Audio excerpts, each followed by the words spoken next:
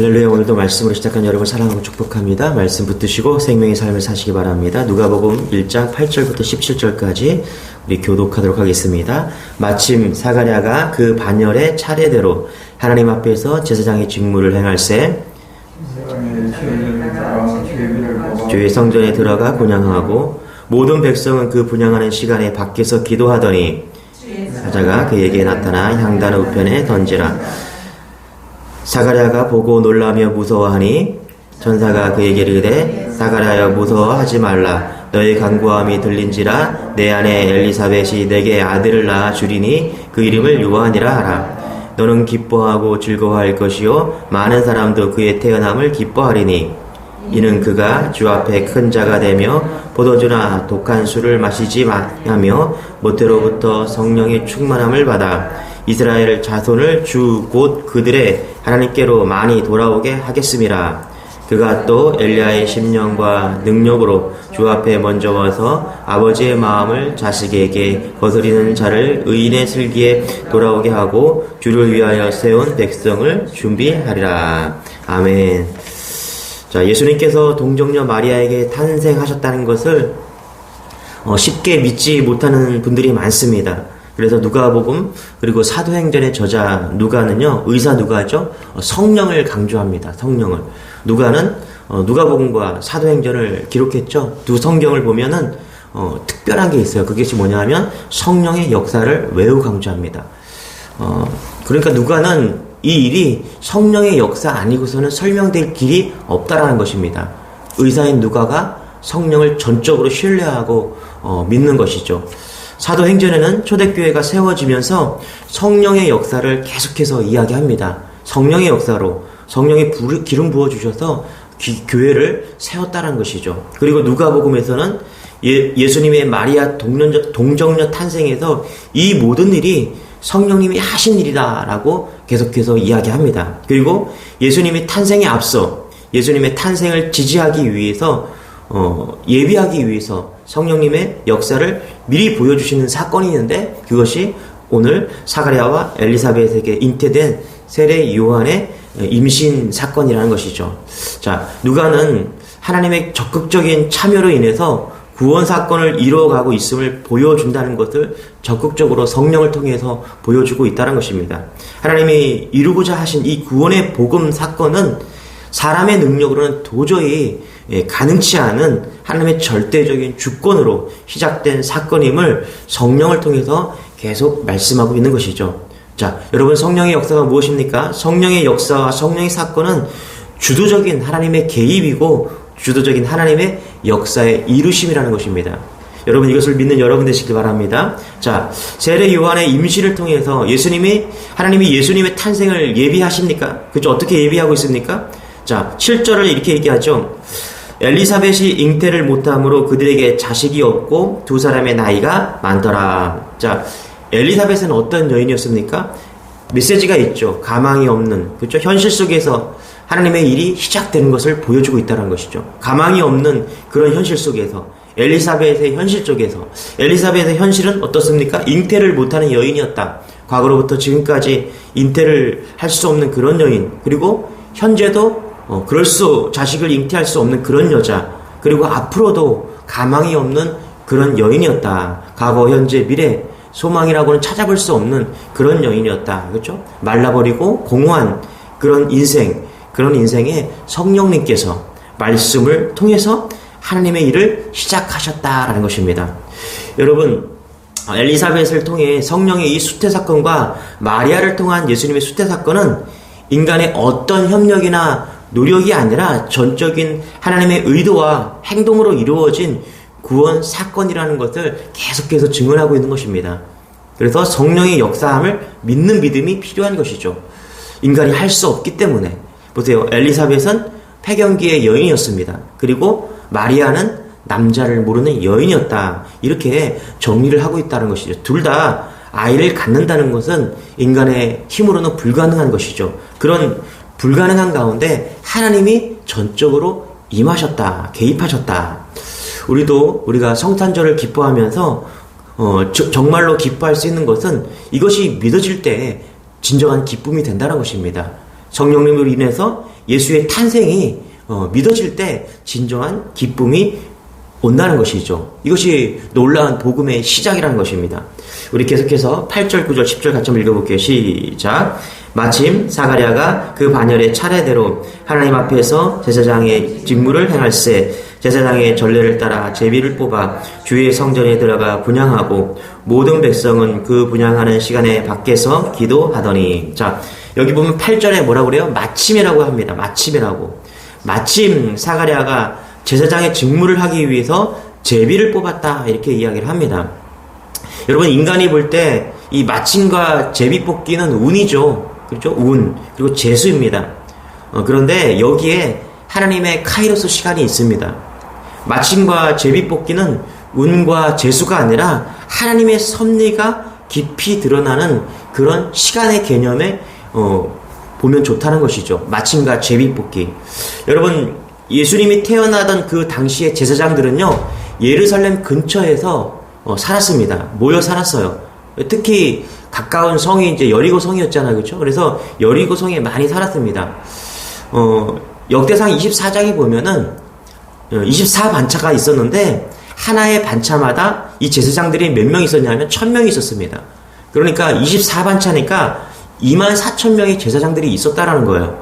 그러니까 예배를 담당하기 위해서는 한 반차가 이제 담당을 하는데 거기서 제비를 뽑은 거예요. 그러니까 제사를 드리기 위해서는 예배를 드리기 위해서 2명의 제사장이 필요했는데 1000명 중에서 2명을 지금 제비를 뽑은 겁니다. 그러니까 24,000분의 2의 확률이 되는 것이죠. 마침 제비를 뽑았는데 누가 된 거예요? 사가랴가 된 겁니다. 사가랴가 되었다. 이것이 인간의 눈에는 재수죠. 운이죠. 마침 제비를 뽑았다.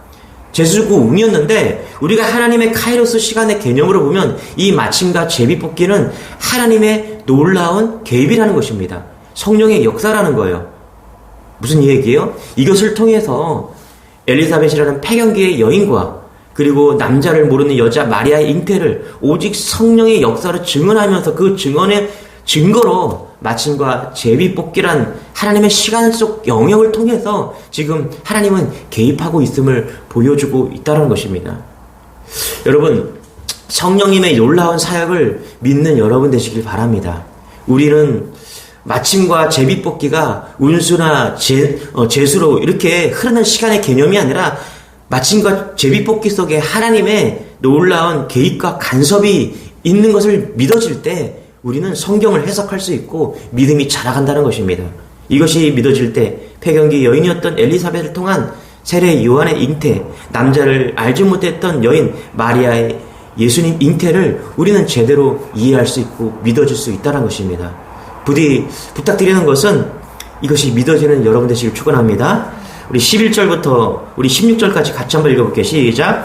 주의 사자가 그에게 나타나 향단 우편에 선지라. 사가랴가 보고 놀라며 무서워하니 천사가 그에게 이르되 사가랴여 무서워하지 말라. 너의 간구함이 들린지라. 내 아내 엘리사벳이 내게 아들을 낳아 주리니 그 이름을 요한이라 하라. 너는 기뻐하고 즐거워할 것이요 많은 사람도 그의 태어남을 기뻐하려니 이는 그가 주 앞에 큰 자가 되며 포도주나 독한 술을 마시지 아니하며 모태로부터 성령의 충만함을 받아 이스라엘 자손을 주 곧 그들의 하나님께로 많이 돌아오게 하겠습니다. 13절에 보니까 사가랴여 무서워하지 말라. 너의 간구함을 들은지라, 이렇게 합니다. 그죠?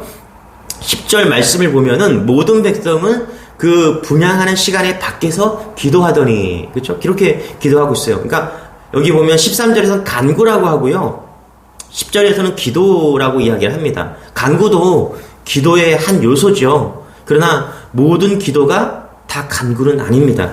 여러분, 간구라는 것은요, 우리 편에서 구체적인 문제를 두고서 하나님께 간절히 요청하는 것을 뭐라 그래요? 간구라고 이야기를 합니다. 간구. 그러니까 간구라고 하는 것은 내 구체적인 문제를 하나님께 기도하는 거예요. 우리는 기도할 때마다 먼저 그의 나라와 그의 의를 구해야 합니다. 그러나 어느 누구도 자신의 삶의 문제를 기도하지 않는 그런 사람은 없을 것입니다. 하나님의 나라와 그의 의를 먼저 구하고, 그리고 우리는 간구하죠. 나의 문제를 하나님께 간구합니다. 그럴 때, 우리가 기도할 때, 나의 문제를 하나님께 아뢰할 때, 간구할 때, 각자의 삶에서 당면한 문제를 놓고 하나님께 아뢰할 때, 하나님은 그 구체적인 문제에 응답하신다는 것입니다. 우리가 믿는 하나님은요, 우리가 당면한 문제를 두고 기도할 때마다 들으시는 하나님을 믿는 여러분 되시길 바랍니다. 왜 그분은 들으십니까? 그분이 우리를 창조했기 때문에 그렇다는 것이죠.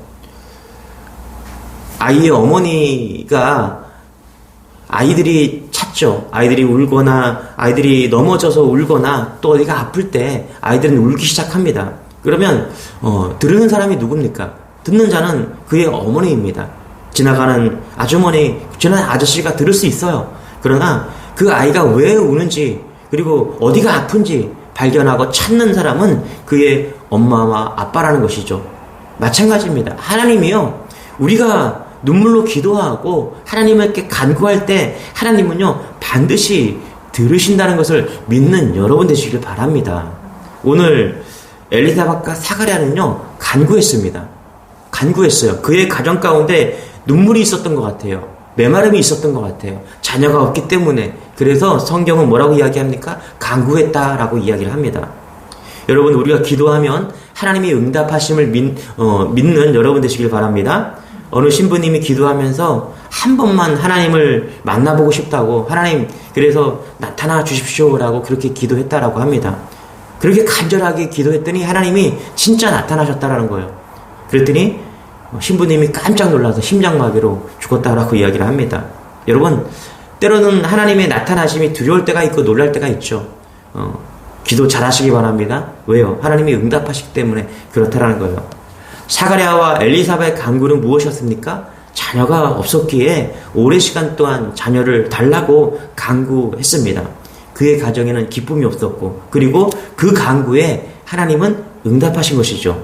자, 응답이 어떻게 됩니까? 11절 12절입니다. 다시 한번 읽어볼게요. 시작. 주의 사자가 그에게 나타나 항단 우편에 선지라. 12절. 사가랴가 보고 놀라며 무서워하니. 여러분, 우리가 기도했는데 천사가 나타났다면 기뻐하고 놀라울까요?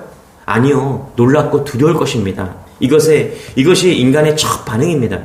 여러분, 하나님이 우리 인생에 관여하시기 시작하면요 놀랍고 두렵습니다. 기도할 때마다 기도 응답이 이루어지고, 그래서 살아계신 하나님을 느끼게 된다면 놀랍고 두려운 것입니다. 목회는요 기도를 통해서 이루어집니다. 기도하면 하나님께서 응답해 주세요. 저도 그것을 많이 느낍니다. 그래서 기도했어요. 응답을 받았습니다. 제가 이제 4년이 넘었는데, 개척을 한 지 4년이 넘었는데 많은 기도를 했습니다. 응답을 해주셨어요. 그런데 그 응답에 얼마나 감사한지 모릅니다. 그런데 감사하고 놀라움보다 제 안에 두려움도 있다는 것입니다. 아, 두렵구나. 살아계신 하나님이 두렵다라는 거예요. 그 얘기입니다. 13절에 천사가 그에게 이르시되 사가랴 무서워하지 말라. 여러분, 하나님의 역사는 놀랍고 두려운 일이지만 믿는 자에게 두려워하지 말고 무서워하지 말아야 함을 다시 한번 이야기하고 있다는 것입니다. 여러분이 기도했는데 응답받았어요. 그리고 놀라운 일입니다. 또 두려울 수도 있습니다. 그러나 두려워하지 말고 놀라워하지 말고 기뻐하는 여러분 되시길 바랍니다. 14절에 16절에 뭐라고 합니까? 너도 기뻐하고 즐거워할 일이요 많은 사람도 그의 태어남을 기뻐하리니. 16절에 이스라엘 자손을 주 곧 그들의 하나님께로 많이 돌아오게 하겠습니다. 기도 응답이 되었어요. 그렇죠? 기도비 응답이 될 거래요. 그러면서 뭐라고요? 그 기도 응답은 너도 기뻐하고 즐거워할 것이요 많은 사람도 그의 태어남을 기뻐하리니. 그렇죠? 얼마나 감사한 일입니까? 여러분, 하나님의 구원 사건은요 두려운 일이고 놀라운 일이지만 결국엔 기쁨의 일이고 많은 사람들이 하나님께로 돌아오는 사건임을 지금 이야기하고 있다는 것입니다. 사가랴와 엘리사벳의 한 가정, 기쁨이 사라지고 메마르고 생기 없는 그 가정, 오직 눈물의 간구만이 있는 그 가정에 하나님은 지금 생기를 불어넣고 계신 것입니다. 세례 요한이라는 자녀를 잉태케 하신 것이죠. 마침내, 그리고 마침과 제비뽑기란 그 시간의 개념을 사용하셔서 성령의 전적인 은혜로 메마른 가정에 생기를 불어넣은 것이죠. 그리고 이 사건을 통해서 뭐라고요? 예수의 예비하신 것입니다. 기뻐한대요. 그렇죠? 온 세상이 기뻐한대요. 사람들이 다 태어남을 기뻐하게 될 거래요. 예수의 태어나심을 살짝 보여주고 있는 것입니다.